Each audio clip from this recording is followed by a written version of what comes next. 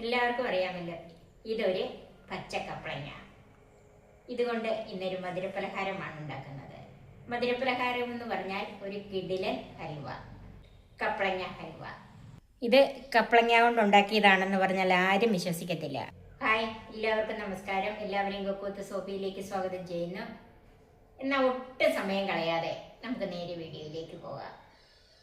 കപ്പളങ്ങ നന്നായിട്ട് ചെത്തി കഴുകി ചെറിയ കഷ്ണങ്ങളാക്കി മുറിച്ച് വെച്ചിരിക്കുന്നത്. ഇത് 1 കിലോ ഉണ്ട്. 400 ഗ്രാം ശർക്കര ഇത് ഉരുക്കിയെടുക്കണം.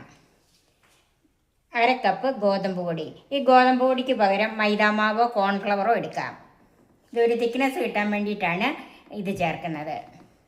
കുറച്ച് ബദാം, കുറച്ച് കശുവണ്ടി. ഇതിനൊന്നും അളവൊന്നുമില്ല, നമ്മുടെ കയ്യിൽ എന്തോരം ഉണ്ടെങ്കിലും ഇടാം, ഇച്ചിരി ഉള്ളതും ഇടാം, ഇട്ടില്ലേലും കുഴപ്പമില്ല. ഇത് കുറച്ച് പിസ്ത, ഇത് ഏലക്ക. ഇതൊരു 10-12 എണ്ണം ഉണ്ട്. ചെറുതൊക്കെ ഉള്ളതുകൊണ്ടാണ് ഇത്ര എടുത്തിരിക്കുന്നത്. ഇതിൻ്റെ കുരു മാത്രമേ എടുക്കും. അതുപോലെ കുറച്ച് വെളുത്ത എള്ള്, നെയ്യ്, വെള്ളം.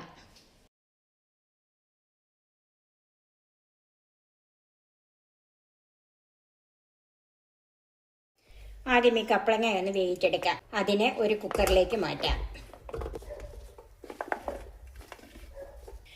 ഇതിലേക്ക് ഒരു 1/2 കപ്പ് വെള്ളം ചേർക്കാം.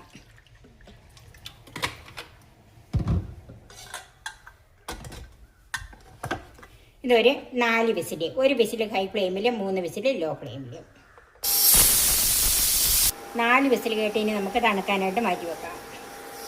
ഇനി നമുക്ക് ശർക്കര ഉരുക്കാൻ വെക്കാം. ഇതിലേക്ക് ഒരു 1/2 കപ്പ് വെള്ളം ഒഴിക്കാം.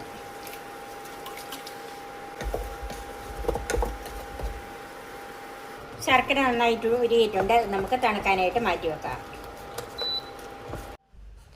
കപ്പളങ്ങ നന്നായിട്ട് വെന്ത് നന്നായിട്ട് തണുത്തിട്ടുണ്ട്. ഇനി ഇതൊന്ന് അരച്ചെടുക്കണം. അതിനൊരു മിക്സിയുടെ ജാറിലേക്ക് മാറ്റാം. ഇതിൻ്റെ അകത്ത് ഒരു അല്പം വെള്ളമുണ്ട്. ഇത് നന്നായിട്ട് വെന്താലും ഇത് അരച്ചെടുക്കണം. കാരണം ഹൽവയിലേക്ക് ഒട്ടും തരി പാടില്ലല്ലോ.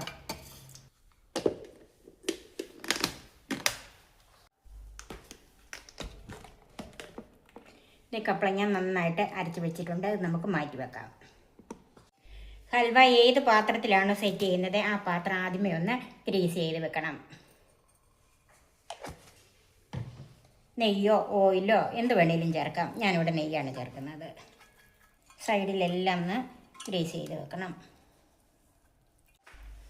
ഇതിലേക്ക് അടിയിലിടാനുള്ള കുറച്ച് നട്ട്സ് ഒന്ന് ഇട്ട് വെക്കാം. കുറച്ച് വെളുത്ത എള്ളും കൂടെ ഇടാം. ഇത് നമുക്ക് മാറ്റി വെക്കാം. നമുക്ക് ഈ ഗോതമ്പ് പൊടിയിൽ കുറച്ച് വെള്ളം ഒഴിച്ചൊന്ന് കലക്കി വെക്കാം. ഇത് കട്ടയില്ലാതെ കലക്കി വെക്കണം. ഗോതമ്പ് പൊടി നന്നായിട്ട് കലക്കി വെച്ചിട്ടുണ്ട്. നമുക്ക് മാറ്റി വെക്കാം. ഇനി നമുക്ക് ഹൽവ ഉണ്ടാക്കാൻ തുടങ്ങാം. അതിലേക്ക് ആദ്യമേ 1 ടീസ്പൂൺ നെയ്യ് ഒഴിച്ചു കൊടുക്കണം. തീ കുറച്ച് വെച്ചിട്ട് അരച്ച് വെച്ചിരിക്കുന്ന കപ്പളങ്ങ ചേർക്കാം. ഇനി തീ കൂട്ടിക്കൊടുത്ത് നന്നായിട്ട് മിക്സ് ചെയ്യണം. ഇതിങ്ങനെ ഇളക്കിക്കൊണ്ട് തന്നെ ഇരിക്കണം. ഹൽവ ഉണ്ടാക്കുമ്പോഴത്തേക്കും കുറച്ചേ ഉള്ളെങ്കിലും ഒരു വലിയ പാത്രം തന്നെ എടുക്കണം. ഇപ്പോൾ ഒരു 2-3 മിനിറ്റ് ഞാൻ നന്നായിട്ട് മിക്സ് ചെയ്തിട്ടുണ്ട്. ഈ നെയ്യും കപ്പളങ്ങയും കൂടെ നന്നായിട്ട് മിക്സ് ആയിട്ടുണ്ട്. ഇനി നമുക്കതിലേക്ക് ഉരുക്കി വെച്ചിരിക്കുന്ന ശർക്കര ചേർക്കാം.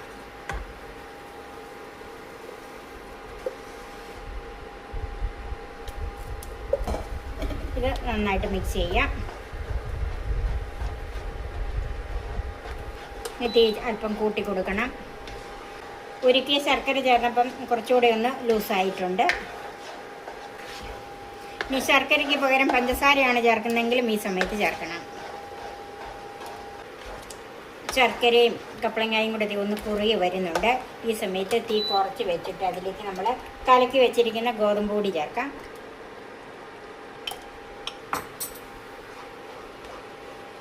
ഗോതമ്പ് പൊടി ചേർത്ത് ഉടനെ തന്നെ ഇളക്കി കൊടുക്കണം. ഇനി തീ ഒന്ന് കുറച്ച് വെക്കണം, കാരണം ഈ ഗോതമ്പ് പൊടി വേകാനുള്ളൊരു സമയം വേണം. ഇതിലേക്ക് 1 ടീസ്പൂൺ നെയ്യ് കൂടെ ചേർക്കാം.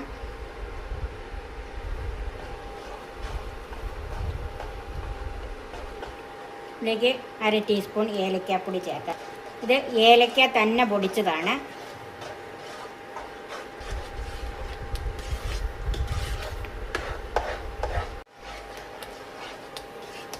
അപ്പോൾ ഇത് ഏകദേശം കുറുകി വന്നിട്ടുണ്ട്. അതിലേക്ക് ബദാം നുറുക്കിയതും പിസ്ത നുറുക്കിയതും അതുപോലെ കാഷ്യൂനട്ട് നുറുക്കിയതും കൂടെ ചേർക്കാം.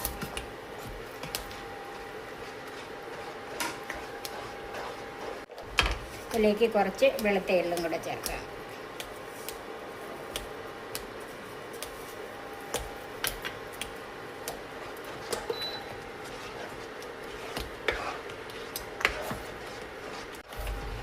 ഇപ്പം ഏകദേശം ഒരു 20 മിനിറ്റ് ആയിട്ടുണ്ട് ഇങ്ങനെ ഇളക്കാൻ തുടങ്ങിയിട്ട്. ഇത് തീ കൂട്ടി തന്നെയല്ല, തീ കൂട്ടിയും കുറച്ചും ഒക്കെ കൊടുത്തിട്ടുണ്ട്. അതുപോലെ കൈനീളമുള്ള ഇതുപോലെയുള്ള തവി കൊണ്ട് വേണം ഇത് ഇളക്കിയെടുക്കാനായിട്ട്. അല്ലെങ്കിൽ നമ്മുടെ കയ്യിലേക്ക് തെറിക്കും. ഇതുപോലെ തെറിക്കുന്നില്ല, ഈ തെറിച്ച് പൊട്ടുന്നത് ചിലപ്പോൾ നമ്മുടെ കയ്യിലേക്കായിരിക്കും വീഴുന്നത്. ഇതൊക്കെയാണ് ഹൽവ ഉണ്ടാക്കുമ്പോൾ ശ്രദ്ധിക്കേണ്ട കാര്യങ്ങൾ.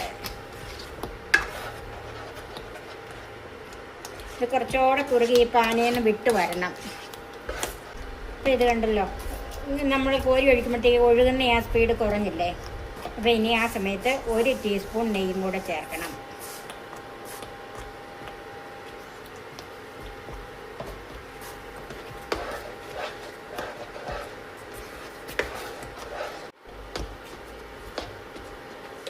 ഇപ്പോൾ ഒരു 25 മിനിറ്റ് ആയിട്ടുണ്ട്. ഇതിലേക്ക് ഞാനൊരു 1/2 ടീസ്പൂൺ നെയ്യും കൂടെ ചേർക്കുകയാണ്. മൊത്തം ഒരു 3.5 ടീസ്പൂൺ നെയ്യ് ചേർത്തിട്ടുണ്ട്. നമ്മൾ വീട്ടിലുണ്ടാക്കുമ്പോഴല്ലേ ഇതുപോലെ ശുദ്ധമായ നെയ്യൊക്കെ ചേർത്ത് നമുക്ക് ഉണ്ടാക്കാൻ പറ്റുള്ളൂ. മേടിക്കുന്നത് ഇപ്പോൾ എന്താ നെയ്യാണോ ഡാൽഡയാണോ എന്താണെന്ന് നമുക്കറിയത്തില്ലല്ലോ. അപ്പോൾ ഏകദേശം ഒരു 30-35 മിനിറ്റ് ആയിട്ടുണ്ട്. അപ്പം നമ്മുടെ ഹൽവ പാകമായി. നമുക്ക് തീ ഓഫ് ചെയ്ത് പാത്രത്തിലേക്ക് മാറ്റാം. നമ്മൾ ഗ്രീസ് ചെയ്ത് വെച്ചിരിക്കുന്ന പാത്രത്തിലേക്ക് ചൂടോട് കൂടി തന്നെ ഇത് മാറ്റാം.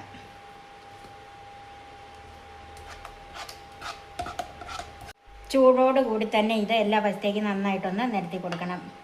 അടിയിൽ നെയ്യ് പുരട്ടി ഒരു സ്പൂൺ കൊണ്ട് ഇതിങ്ങനെ ഒന്ന് നിരത്തി കൊടുക്കണം.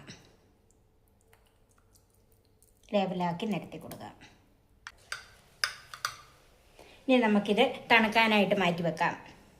2-3 മണിക്കൂർ വെച്ചാൽ നന്നായിട്ട് തണുത്ത് കിട്ടും. ഇപ്പോൾ ഇത് തണുക്കാൻ വെച്ചിട്ട് ഒരു 2 മണിക്കൂറോളമായി നന്നായിട്ട് തണുത്തിട്ടുണ്ട്. ഇനി നമുക്കൊരു പാത്രത്തിലേക്കൊന്ന് തിരിച്ചിട്ട് കൊടുക്കാം.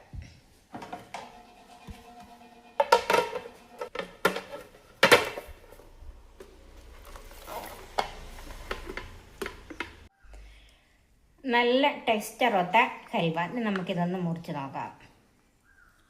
കപ്പളങ്ങ ഹൽവ റെഡിയായി. നമുക്ക് സർവിംഗ് ഡിഷിലേക്ക് മാറ്റാം. ഇത് കപ്പളങ്ങ കൊണ്ട് ഉണ്ടാക്കിയതാണെന്ന് പറഞ്ഞാൽ ആരും വിശ്വസിക്കത്തില്ല. അതുപോലെ നല്ല പെർഫെക്റ്റായ ഹൽവയാണ്. നിങ്ങൾ തീർച്ചയായും ഇതൊന്ന് ഉണ്ടാക്കി നോക്കണം. എല്ലാവർക്കും ഇഷ്ടപ്പെടും. എൻ്റെ ഈ ചാനൽ സബ്സ്ക്രൈബ് ചെയ്യാനും എൻ്റെ ഫേസ്ബുക്ക് പേജ് ലൈക്ക് ചെയ്യാനും ഷെയർ ചെയ്യാനും കമൻറ്റ്സ് അറിയിക്കാനും മറക്കരുത്. പുതിയ പുതിയ വിഭവങ്ങളുമായി നമുക്ക് വീണ്ടും കാണാം. ഞാൻ സോഫി കുര്യാക്കോസ്.